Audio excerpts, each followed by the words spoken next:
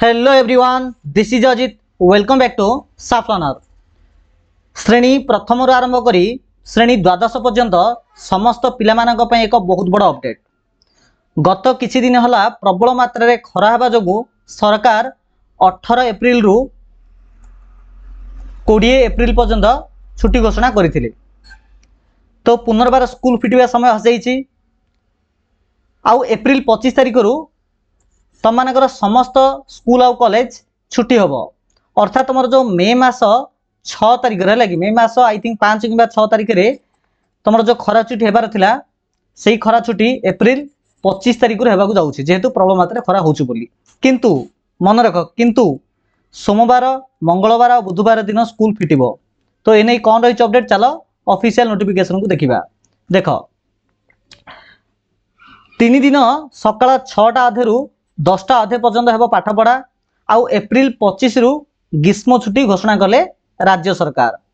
संभाव्य ग्रीष्म प्रवाह और पाणीपाग विभाग सूचना को दृष्टि रखी राज्य सरकार चलित एप्रिल 22, 23, 24 22 तारिख रु 24 तारिख अर्थात सोमवार ठार आरंभ कर बुधवार पर्यंत 3 दिन पर समस्त सरकारी किंबा सरकारी अनुदान प्राप्त किंबा बेसरकारी विद्यालय गुड़ी को सकाळ 6टा अधे एम रु 10टा अधे एम पर्यंत खोलिया निष्पत्ति नेइछन्ती। आउ एप्रिल 25 तारिख अर्थात गुरुवार ठारू ग्रीष्म छुट्टी पर सरकार निष्पत्ति नेइछन्ती। बुझी पारल।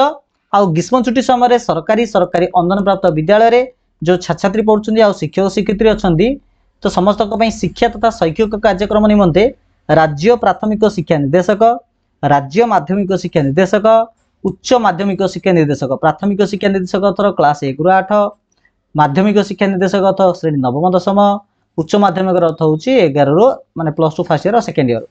तो ये जहाँ जहाँ सूचना देवे तो तुम सार आ तुम से हिसाब से कम कर खरा छुट्टी समय रे। ठीक अच्छे। तो यहाँ थी आमर एक बहुत बड़ा अपडेट। तो समस्त वीडियो लिंक को निजर समस्त फ्रेंड को शेयर करवा। आउ समस्ते जाना एप्रिल 25 तारिख ठारू ग्रीष्म छुट्टी खरा छुट्टी होची। ठीक अच्छे। कि मन रख सोम मंगल बुध 3 दिन फिटिब। चलो वीडियो को एंड करवा। समस्त थैंक यू सो मच।